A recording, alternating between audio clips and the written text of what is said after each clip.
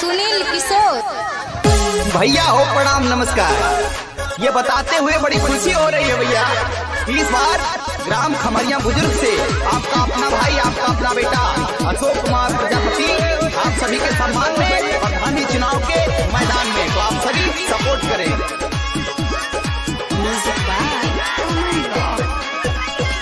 अब विरोधियन के लगी नहीं गौआ जिताई पूरा गौआ।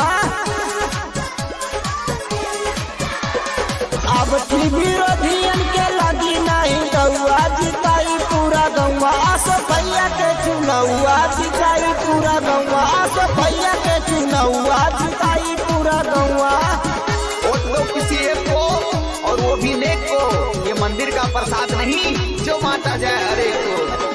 अशोक प्रजापति वह नाम है जो आप सभी के दुख सुख में हमेशा आपके साथ रहते हैं, तो इस बार आप साथ रहिएगा भैया।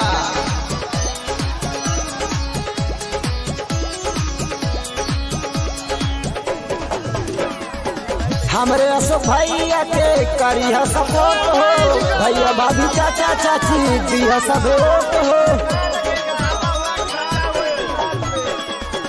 हमरे अशोक भैया के करिया सपोर्ट हो, भैया भाभी चाचा चाची दिया सपोर्ट हो। हाथा जोड़ी विनती करी पारा तानी पहुआ जिताई पूरा गौआ। अशोक भैया के चुनौआ जिताई पूरा गौआ। अशोक भैया के चुनौआ जिताई पूरा गौआ।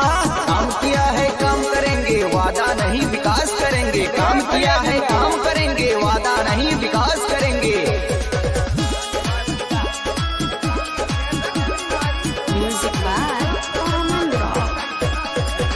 कमरिया गौआ के हवे प्रत्याशी हो, इरफान खान भैया हवे इनकर साथी हो। खाली इरफान खान भैया नहीं, पूरा गांव इनके साथ हो भैया। कमरिया गौआ के हवे प्रत्याशी हो, कल चौधरी भैया हवे इनकर साथी हो।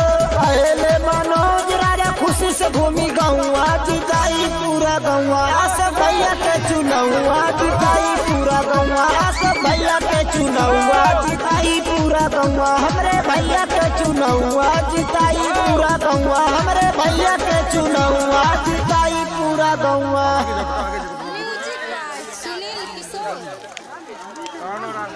Music by Sunil Kishore.